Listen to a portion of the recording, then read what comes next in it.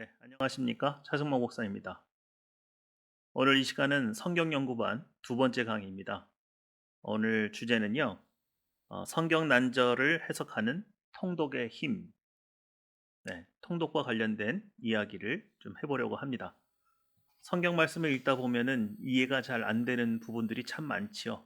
그럴 때 뭐 주석책이라든지 성경 해설서를 읽으면 참 좋기는 하겠지만 일반적으로 성도님들께서 이러한 것들을 가지고 계시지 않기 때문에 성경에 좀 어려운 난절을 만나게 되면 굉장히 당황스러울 때가 많이 있습니다.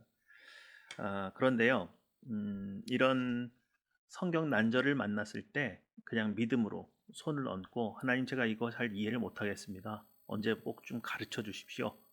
그리고 이렇게 쭉 넘겨서 그냥 하나님 진도대로 인도하심 따라서, 하나님의 인도하심 따라서 계속 진도를 나가다 보면 뜻하지 않은 곳에서 성경 말씀이 성경에 의해서 풀리는 구간들을 우리가 만나게 되지요.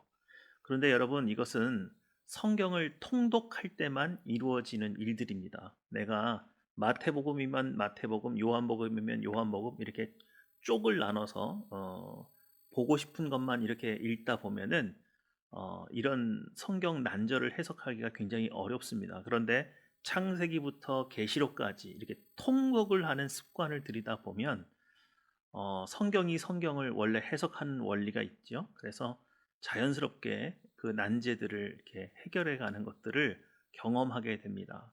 그래서 인내심을 가지고 성경을 통독하는 것도 성경을 해석할 수 있는 아주 좋은 방법이다. 그렇게 오늘 여러분들에게 제시를 해보고 싶은데요. 그냥 이렇게 말하면 재미없잖아요. 우리 한번 같이 해봤으면 좋겠습니다. 여러분, 역대상 22장 8절에서 12절까지의 말씀을 보시면 우리가 좀 이해가 잘 안 되는 난제가 하나가 있습니다. 그게 뭐냐면, 여호와의 말씀이 내게 임하여 이르시되 너는 피를 심히 많이 흘렸고 크게 전쟁을 하였느니라. 내가 내 앞에서 땅에 피를 많이 흘렸은즉 내 이름을 위하여 성전을 건축하지 못하리라. 네, 성전을 건축하기 원하는 다윗에게 하신 하나님의 말씀이에요. 여러분, 이 말씀에 의하면 다윗은 피를 많이 흘린 사람이랍니다.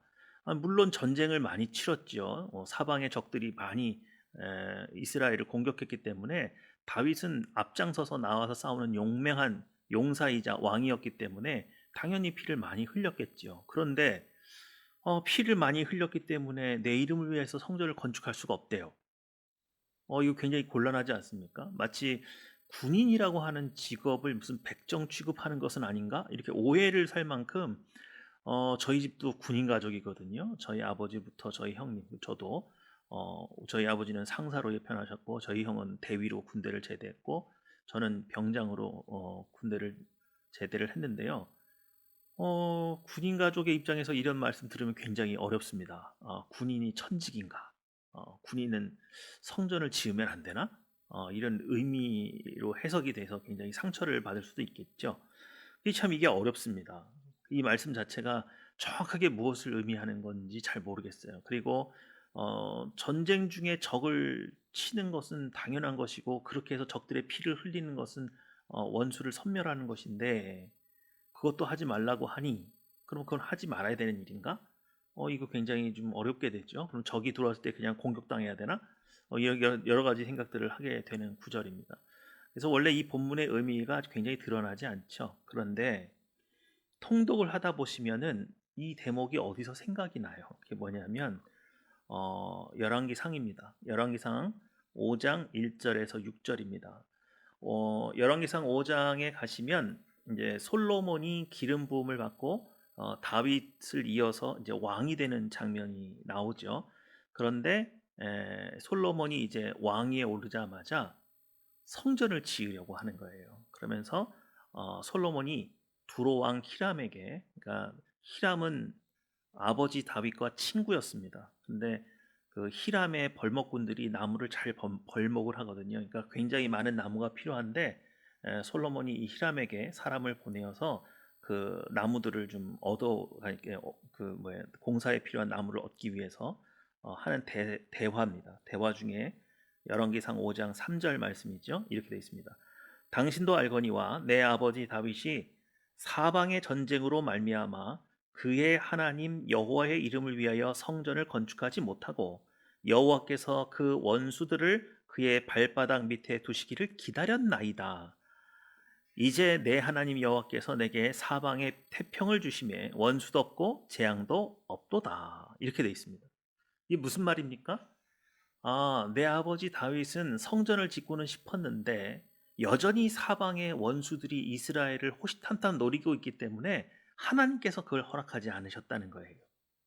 그런데 지금은 사방이 태평을 주심에 원수도 없고 재앙도 없으니 하나님의 성전을 지을 때입니다라고 설득을 하는 거죠.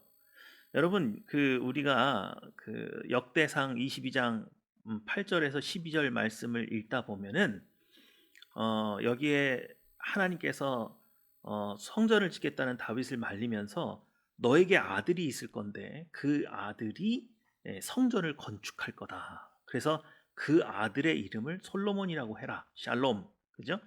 솔로몬의 이름의 어원은 샬롬입니다. 그러니까 뭐냐면 지금은 전쟁 기간이지만 분명히 네 아들 때에는 평화의 시기가 올 것이니 그때 성전을 지어라. 이해가 되십니까? 그러니까 하나님께서 너는 피를 많이 흘린 자라 이런 표현은 너는 지금도 피를 흘리고 있지만 앞으로도 피를 흘릴 전쟁이 맞는데 네가 군인들까지 동원해 가지고 이 성전을 지게 되면 국력이 소모가 되고 원수들한테 기회가 주니 너는 이 나라를 지켜야 되는 아직도 의무가 있으니 너는 성전을 짓느라고 군인들의 힘을 낭비하지 말아서 이 나라가 위태로워지는 것을 스스로 자초하지 말아라. 하나님이 거부하신 거예요.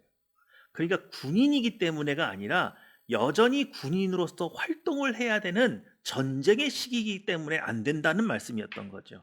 이해가 되십니까? 네, 이렇게 통독을 하면 이렇게 난절을 해석할 수가 있게 됩니다.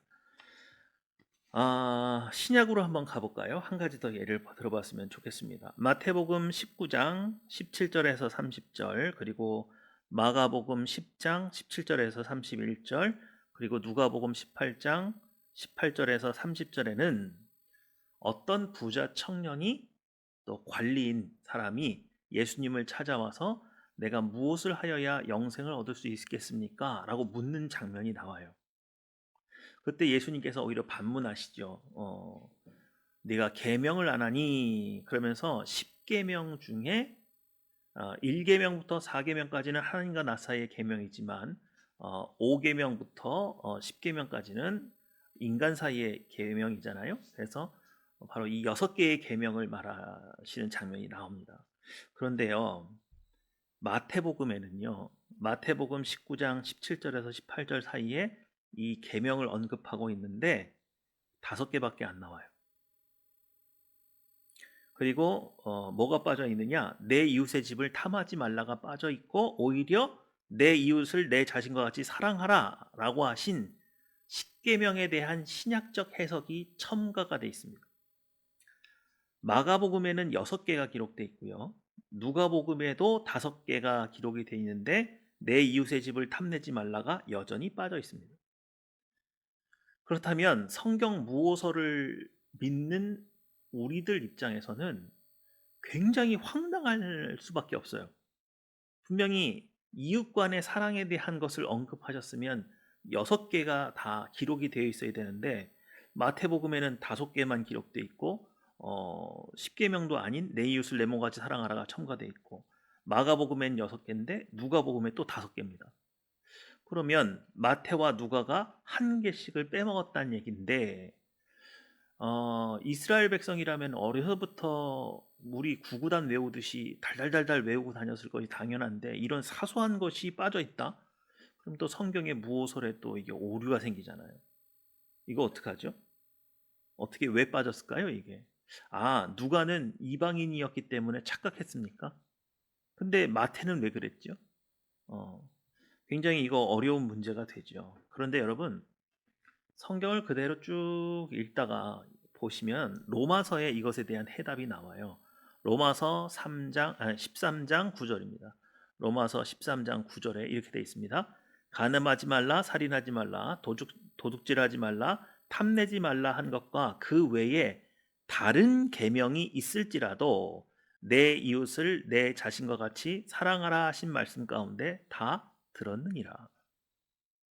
무슨 말씀인지 아시겠어요? 5개를 언급했던 6개를 언급했던 상관없이 이 모든 것은 내 이웃을 내 자신과 같이 사랑하라 하신 뜻이다. 그렇게 해석을 해놨습니다.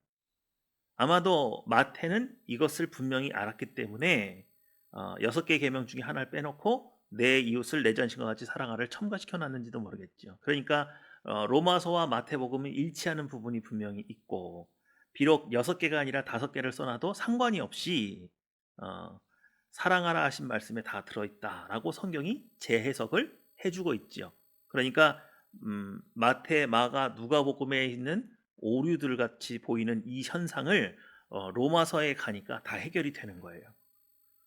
그런 것처럼 여러분, 통독은 굉장히 큰 유익을 줍니다.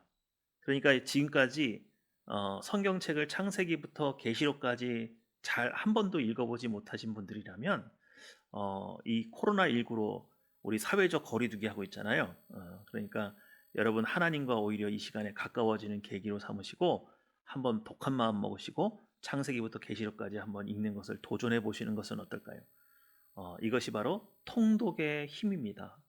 성경을 읽다 보면 이해도 안 가고 머리 아픈 구간들이 많이 나오죠. 레위기가 어렵고 또 신약 성경에는 마태복음이나 누가복음에 나오는 족보들이 참 어려운데, 그럴 때마다 믿음으로 손을 얹고 하나님, 제가 이게 무슨 말인지 모르겠고 하여튼 넘어갑니다. 나중에라도 가르쳐 주십시오.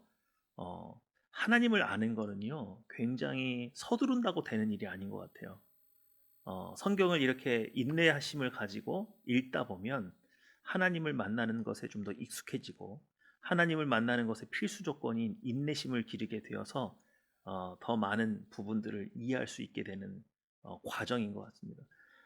성경이 이럴 때 꼭 살아있는 것 같고 우리를 정말 훈육하시는 것 같지요. 그러니까 이해가 되지 않는 부분까지도 하나님께 맡기고 여러분이 통독을 하시면 더 깊은 하나님의 말씀을 이해할 수 있게 될 줄 믿습니다. 감사합니다.